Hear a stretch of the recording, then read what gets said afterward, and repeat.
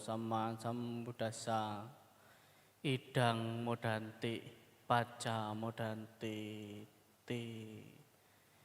Ya, yang berkebajikan akan memperoleh kebahagiaan.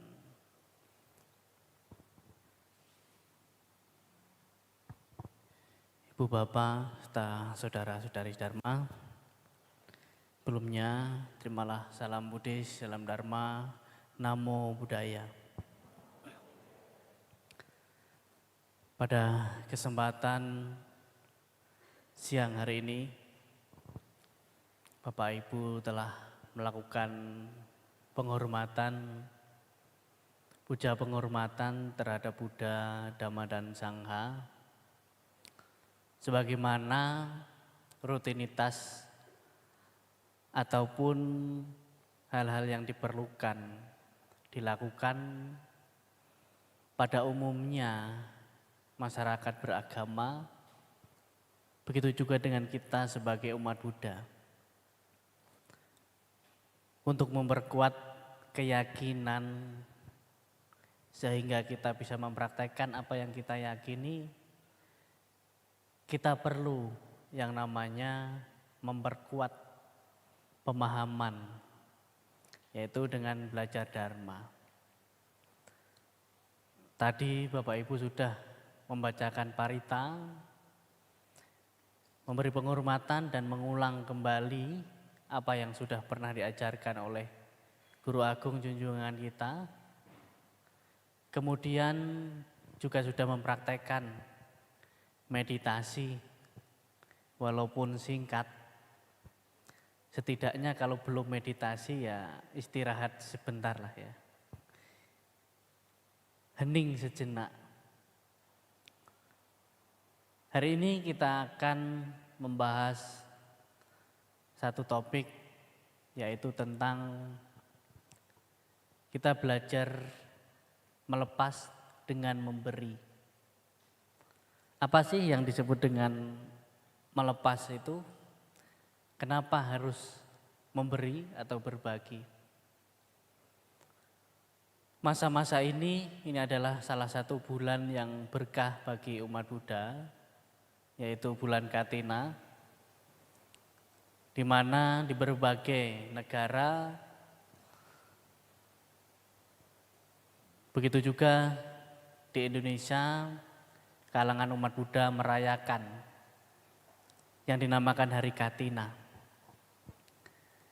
di mana kewajiban seorang perumah tangga melakukan kebajikan yang khusus, yang spesial di Hari Katina, yaitu memberikan kebutuhan pokok bagi para sangha.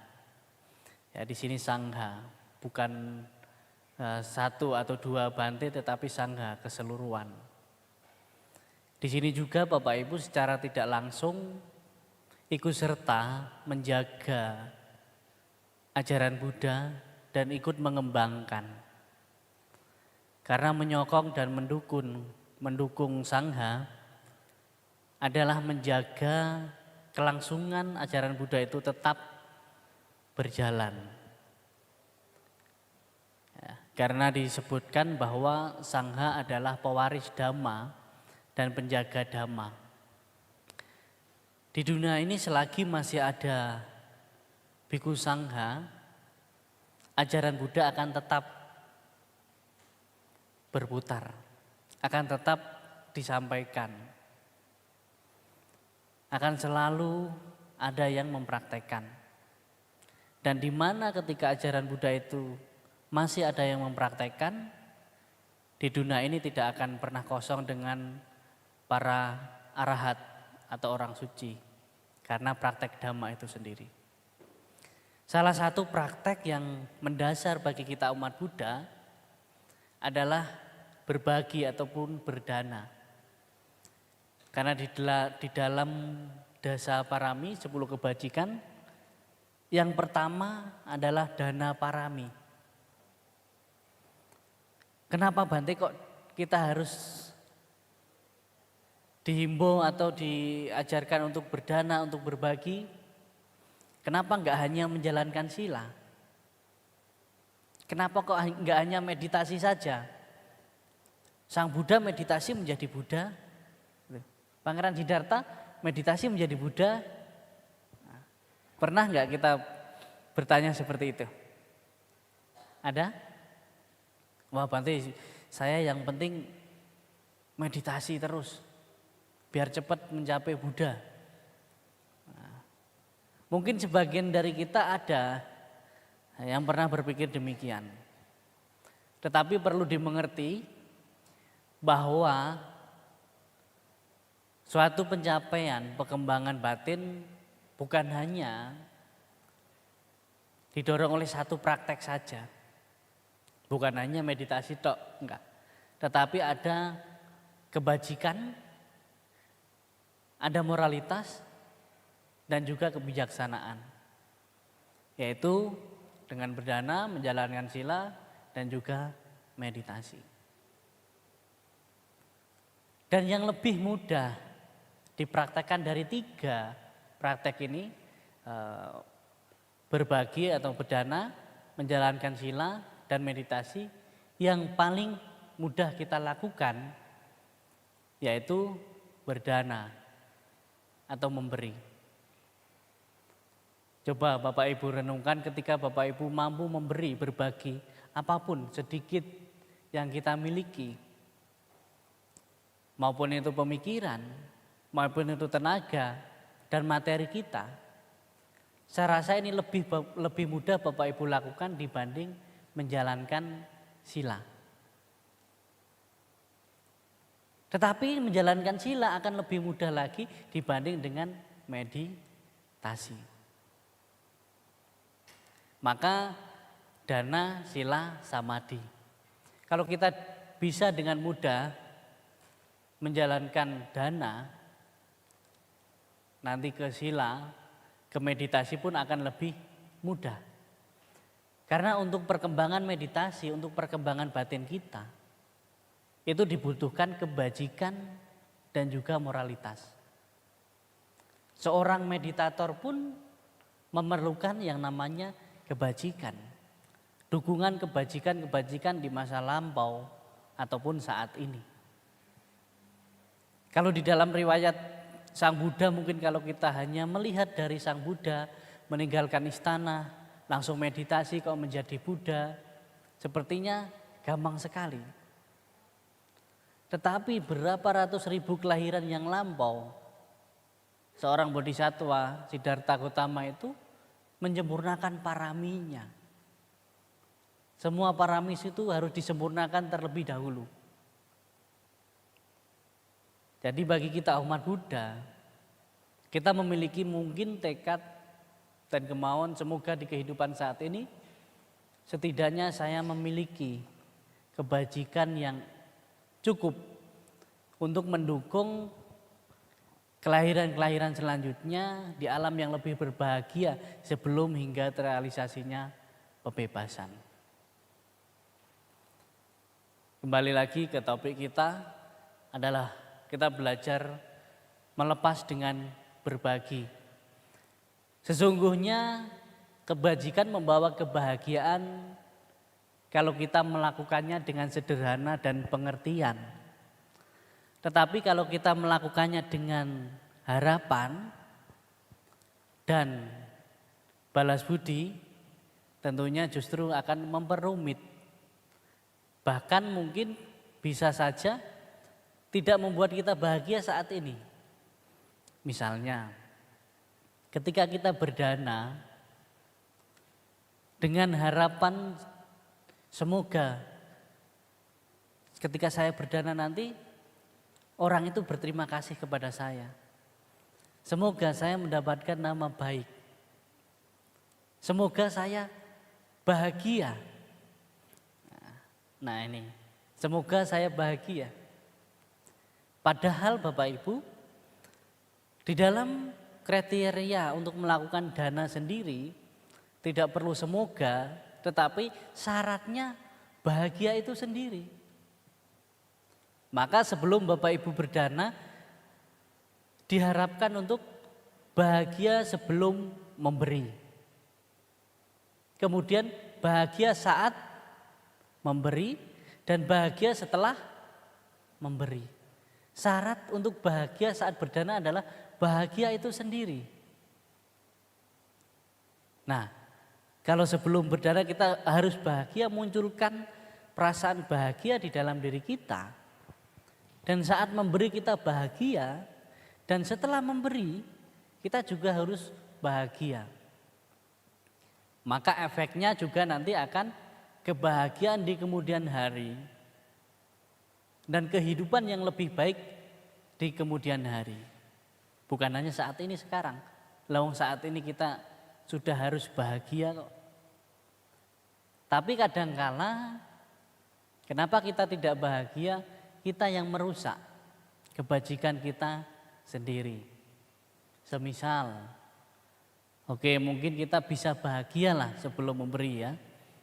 Saat memberi juga bahagia. Tapi setelah memberi,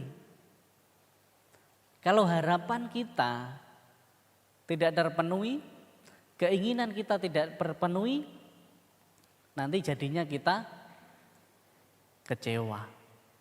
Kita protes.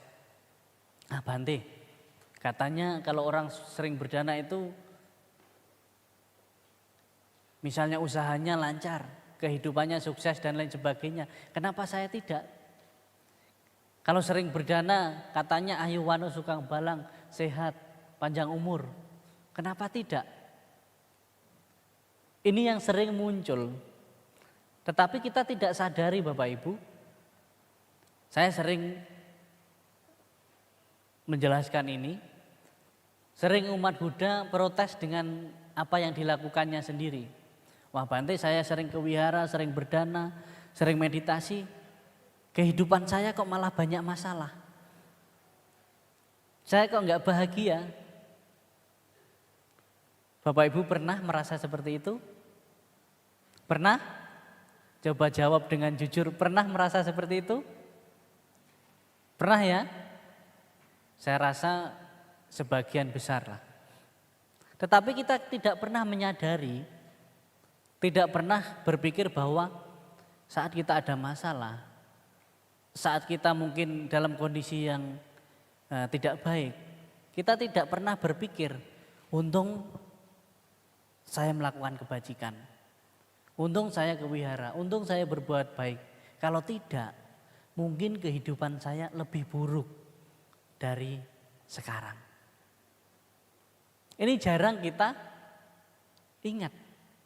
Dan lagi ketika kita dalam kondisi yang bahagia, berhasil, sukses, kita tidak mengingat bahwa ini juga hasil dari apa yang kita lakukan. Hasil kebajikan kita di masa lampau dan saat ini. Kalau kita menyadari, kalau kita mengerti, maka kita akan mengulang-ulang kembali kebajikan yang sudah pernah kita lakukan. Seseorang yang sudah menikmati kebahagiaan hasil kebajikan dan menyadari bahwa itu hasil kebajikan yang pernah dilakukan, maka akan mengulangi kembali, melakukan kembali terus menerus. Tapi ingat, mengulangi melakukan kebajikan tidak perlu mengharap supaya ini seperti ini, supaya kehidupan saya lebih baik dan lain sebagainya. Tidak. Lakukanlah kebajikan itu sebagai ya memang yang harus kita lakukan. Bukan supaya kita. Nah, ini yang perlu kita tanamkan di dalam diri kita. Bahwa kebajikan yang kita lakukan memang harus kita lakukan. Bukan karena kita supaya saya. Nah, kalau kita sering supaya saya mungkin sukses, mungkin bahagia dengan kebajikan yang saya lakukan sekarang ini, sering kita kecewa. Jadi melakukan kebajikan adalah memang sesuatu hal yang harus kita lakukan. Bahagia, sukses itu adalah efeknya. Sang Buddha tidak pernah mengajarkan kita saat berbuat baik itu banyak harapannya. Tetapi disitulah Sang Buddha mendorong kita untuk melakukan kebajikan-kebajikan, menjaga sila dan melakukan meditasi agar supaya kehidupan kita lebih baik. Jadi hukum karma itu, sebab akibat itu tidak perlu Bapak Ibu paksakan. Tidak perlu Bapak Ibu tagih. Ya, tidak seperti hutang. Ya, kalau hutang kan kalau nggak ditagih nggak dibayar. Kalau nggak ditagih nanti pura-pura lupa ya. Tapi karma enggak. Hukum karma itu akan berbuah tepat pada waktunya ketika kita memang mengkondisikan karma itu berbuah. Kadangkala kita berharap setinggi apapun dari hasil kebajikan yang kita lakukan, kalau memang waktunya belum tepat dan kondisinya belum mendukung, belum berbuah. Bukan berarti tidak, tetapi belum. Sama seperti yang Bante contohkan tadi. Saya sering berbuat baik, saya sering berdana, tapi kok malah kehidupan di keluarga saya kok banyak masalah. Jadi kita berhenti berdana gitu. Jadi kita berhenti berbuat baik. Justru ini malah yang menghambat. Tetapi tetap melakukan karena suatu saat nanti, mungkin besok, mungkin lusa, mungkin akan datang, kebajikan yang kita lakukan itu berbuah. Bapak Ibu berbuat baik, Bapak Ibu menjalankan sila, meditasi, masih ada masalah, bukan hasil dari apa yang Bapak Ibu lakukan saat ini. Mungkin saja hasil kebajikan di masa lampau, apa yang kita lakukan di masa lampau sedang berbuah saat ini. Dan yang kita lakukan saat ini, kebaikan ini harus tetap dilakukan. Karena itu akan membawa kebahagiaan kita di kehidupan yang akan datang. Maka kita belajar melepas dengan berbagi bukan hanya tentang materi, tetapi kehidupan-kehidupan kita yang sudah kita lalui, yang sudah kita lewati. Sering kita sulit melangkah, sering kita takut melakukan sesuatu karena kesalahan kita di masa lalu, karena ketidakberhasilan kita di masa lalu, sering menghambat kita. Nah, misalnya kita sudah berusaha, sudah melakukan kebajikan, tetapi kehidupan kita kok masih seperti ini, jadi kita malas untuk melakukan lagi. Ini yang menjadi penghambat praktek pengembangan diri kita. Tetapi teruslah melangkah. Yang terpenting langkah kita itu enggak menakutkan orang lain. Ya. Terus melangkah, yang terpenting langkah kita tidak menakutkan orang lain. Jangan takut apa yang Bapak Ibu lakukan itu tidak berbuah. Selalu akan buah pada waktu yang tepat. Setidaknya kita belajar melepas. Ketika kita melakukan kebajikan, belum ada hasilnya, sadari dalam diri kita bahwa kita sedang belajar tentang ketulusan hati. Ketika kebaikan dan kepedulian kita tidak dihargai orang lain, disitulah kita sebenarnya sedang belajar tentang ketulusan hati, tentang kerelaan. Karena kita berbagi, kita melakukan kebajikan itu salah satu latihan kita untuk belajar melepas apa yang sedikit ada di dalam diri kita. Bahkan yang kita anggap itu milik kita, yang sebenarnya tidak milik kita, itu kita belajar melepas. Misalnya kita berdana, berbagi, itu sarana kita belajar melepas keterikatan yang ada di dalam diri kita. Tidak semata-mata supaya saya bahagia, supaya saya sukses. Tidak. Tetapi kita belajar melepas sedikit keterikatan di dalam diri kita yang kita anggap itu milik kita. Seseorang yang sering melakukan kebajikan, yang sering berbagi dengan ikhlas, ketika kehilangan sesuatu di dalam dirinya, ataupun kehilangan sesuatu yang merasa kita miliki, kita akan lebih mudah mengikhlaskan, merelakan. Karena kita akan sadar bahwa segala sesuatu sebenarnya tidak ada yang benar-benar milik saya, punya saya. Segala sesuatu yang berkondisi akan mengalami perubahan.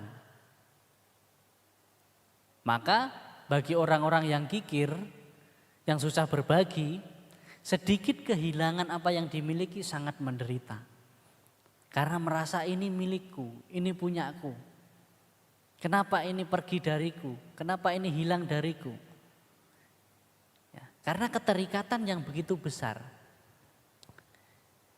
Jadi kadangkala penderitaan dari kehilangan bukan karena kehilangan harta benda, tetapi karena keterikatan kita terhadap apa yang kita anggap milik kita. Ya. Maka salah satu sederhana untuk kita tetap bahagia ketika kita mendapatkan, saat kita memiliki dan kehilangan adalah menyadari bahwa apa yang sekarang menjadi milik saya sesungguhnya bukan benar-benar punya saya, benar-benar milik saya. Ya. Ini yang perlu kita latih di dalam diri kita. Tetapi ingat, ketika itu masih ada bersama kita, kita jaga, kita rawat, kita pergunakan sebaik mungkin. Apapun itu, harta benda, materi, apapun itu. Tetapi ketika kehilangan itu, perpisahan itu ada, di situ kita belajar tentang melepas. Sebenarnya pelepasan itu salah satu mendasar di dalam praktek agama Buddha itu sendiri. Bahkan kita untuk melakukan dana sendiri, berbagi sendiri, salah satu kuncinya adalah ikhlas melepas. Dengan ikhlas tanpa terikat dan mengikat. Ya. Kita memberi harus benar-benar melepas tanpa terikat dan mengikat. Yang sering menjadi penghalang kita, walaupun kita sudah berikan sesuatu kepada orang lain, tapi kita masih terikat dan mengikat. Misalnya, yang paling sederhana sering terjadi, dana makan kepada Bante. Saat sudah dana makan sama Bante, sudah diterima, sudah pelimpahan jasa, masih di luar. Oh, makanan saya dimakan Bante enggak ya? Jangan-jangan enggak dimakan. Padahal saya sudah susah-susah loh masak sendiri loh. Padahal sudah didanakan, sudah punya Bante, sudah milik Bante. Tapi masih berpikir seperti itu, berarti kita masih terikat dan mengikat. Yang lebih parahnya memikirkan yang sudah bukan milik kita. Ini sering terjadi. Maka di kehidupan kita sehari-hari, misalnya kita mungkin menolong orang, ini sudah ditolong, malah nggak bilang terima kasih. Jadinya malah kita harusnya menolong bahagia, tapi kita menderita. Kita berbagi yang seharusnya kita bahagia, malah kita menderita karena pikiran kita sendiri. Bapak Ibu, satu hal lagi yang ingin saya sampaikan ketika kita berbagi ataupun berbuat baik ataupun menolong orang lain, satu hal yang harus kita lakukan, yaitu berterima kasih. Ketika kita berikan misalnya kepada pengemis atau orang yang membutuhkan atau siapa saja, ketika kita memberi sudah diterima, bilang terima kasih. Kenapa? Karena orang itu sudah memberi kesempatan kita untuk melakukan kebajikan. Bukan kok ya memang selama ini pada umumnya di masyarakat, bahkan kita Bapak Ibu ngajari anak-anaknya, nanti kalau dikasih orang bilang terima kasih. Ya itu pada umumnya. Tetapi tanamkan dalam diri kita ketika kita berbuat baik, coba bilang terima kasih. Ya dibilang aneh nggak apa-apa, yang terpenting kita belajar bahwa menghargai.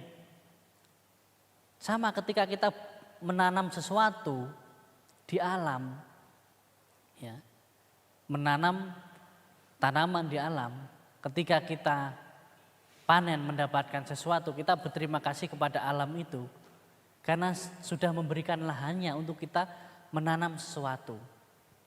Begitu juga ketika kita berbuat baik, ketika kita berdana, seharusnya kita berterima kasih kepada orang itu karena sudah menjadi lahan kebajikan bagi kita. Nah, saya sering melihat ketika salah satunya ketika di aktivis Yayasan Buddha Seci itu sama-sama kalau menyerahkan bantuan semua langsung bilang terima kasih. Saya awalnya dulu bingung, loh kan saya yang dikasih, kenapa dia yang bilang terima kasih? Nah itu bedanya kita. Kita harus belajar bilang terima kasih kepada orang yang kita bantu, yang kita tolong. Salah satunya adalah supaya kita tidak kecewa. Pertama, supaya kita tidak kecewa. Kenapa? Karena kita merasa bahwa saya harus terima kasih sama dia. Karena dia adalah ladang kebajikan saya. Yang kita kecewa kadang kan sudah dibantu orang ini. Kok malah gini perilakunya? Kok malah tidak terima kasih? Nah, paling tidak kita sudah menghindari satu, kecewa. Dan kita akan lebih berbahagia. Apalagi yang kita bantu itu benar-benar mendapatkan sesuatu yang dia berusaha berjuang keras tidak bisa, tetapi kita bisa merealisasikannya, mewujudkannya, membantu. Ini adalah salah satu kebahagiaan bagi kita. Yang namanya peduli itu bukan hanya rasa kasihan. Iya kasihannya orang itu hidupnya susah. Kalau hanya kasihan, ya nggak bisa mengubah. Yang namanya kita cinta kasih. Kita sebagai umat Buddha, salah satu sifat apa? Cinta kasih. Kalau sudah cinta, ya dikasih. Kalau cuma cinta saja, nggak dikasih, pasangan bapak ibu pulang ke rumah orang tuanya. Iya kan? Kalau berdasarkan cinta saja, nggak dinafkahi, nggak dikasih uang belanja dan lain sebagainya. Nah, namanya juga cinta kasih. Kalau kita peduli kepada orang lain, memiliki rasa cinta kepada orang lain, kepada semua makhluk, ketika orang itu menderita, ketika dia kesulitan, ya kasih sesuatu, setidaknya bantuan yang dapat membangkitkan orang yang kita kasihani itu lebih berbahagia. Nah, kepedulian itu tidak hanya sekedar kata-kata, tidak hanya sekedar semoga kamu bahagia, tetapi sebisa mungkin kita membuat penyebab kebahagiaan bagi orang lain. Ingat, cinta kasih, kasih sayang. Kalau udah bapak ibu kasih, pasti orang itu akan lebih sayang.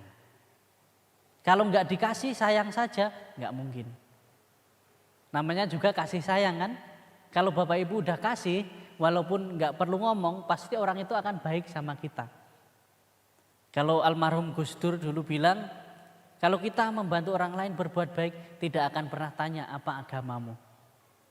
Sama, kalau bapak ibu sering memberi, sering berbagi kepada orang di sekitar kita yang membutuhkan, nggak perlu bicara, nggak perlu baik-baik, dibaik-baiki, pasti dia akan lebih menjaga kita, akan cinta kepada kita, akan menghormati, menghargai kita karena rasa cintanya. Itu tadi, kalau cinta kasih, kalau udah cinta peduli ya dikasih. Kalau kasih sayang, kalau ingin mendapatkan rasa sayang dari orang di sekitar kita, ya kasih sesuatu yang membantu mereka. Ini bukan balas budi, tetapi ini memang real hukum alam sebab akibat yang harus dilalui. Kalau bapak ibu mau bahagia, lakukan sesuatu. Bukan kita hanya berjanji, pokoknya kalau saya sukses, kalau saya bahagia, saya nanti akan berdana. Sering kan ada yang seperti itu kan? Pokoknya saya punya tekad, kalau saya nanti ini sukses, ini berhasil, saya akan berdana. Kalau kita sebagai umat Buddha justru sebaliknya.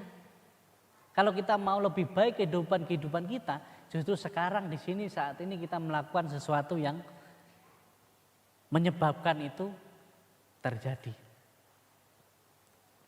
Ya, kembali lagi pada belajar melepas dengan berbagi. Tidak ada orang yang miskin karena berbuat baik, karena berbagi. Mungkin harta benda kita berkurang, tetapi ada yang bertambah, yaitu kebajikan kita. Mungkin tidak terlihat, tetapi akan terasa. Mungkin tidak sekarang, mungkin akan datang. Mungkin tidak selalu membawa kebahagiaan di kehidupan saat ini. Karena kehidupan kita yang lampau bisa saja lebih buruk dari saat ini yang kita lakukan. Mungkin yang akan datang. Kebahagiaan kita, keberuntungan kita bukan karena doa-doa kita. Bukan karena harapan kita, tetapi karena action atau perilaku atau sesuatu yang kita lakukan yang membawa keberhasilan dan kebahagiaan. Harapan-harapan saja, doa-doa saja, itu kita akan haus dengan kenyataan. Karena kenyataan itu akan terwujud ketika ada sebab yang kita lakukan. Mari kita bersama-sama selalu tanamkan dalam diri kita bahwa kebajikan hal yang harus kita lakukan, berbagi adalah hal yang harus kita lakukan karena cara sederhana untuk belajar melepas adalah dengan berbagi. Tanpa kita pernah berbagi, maka akan terlalu banyak keterikatan kita pada sesuatu yang kita anggap menjadi milik kita. Si pelaku kebajikan akan bahagia di kehidupan saat ini, kehidupan yang akan datang, bahkan akan membawa di kelahiran-kelahiran yang lebih baik lagi. Kebetulan bulan-bulan ini masih saat-saat bulan Katina. Ini salah satu kesempatan Bapak Ibu melakukan kebajikan. Ya, semoga dengan apa yang Bante sampaikan bisa sedikit memberi pemahaman, sedikit memberi pandangan yang baik-baik, disimpan, dipraktekkan, yang kurang bermanfaat cukup merasa pernah didengar saja. Mungkin sekian yang Bante sampaikan. Akhir kata, Namo Buddhaya.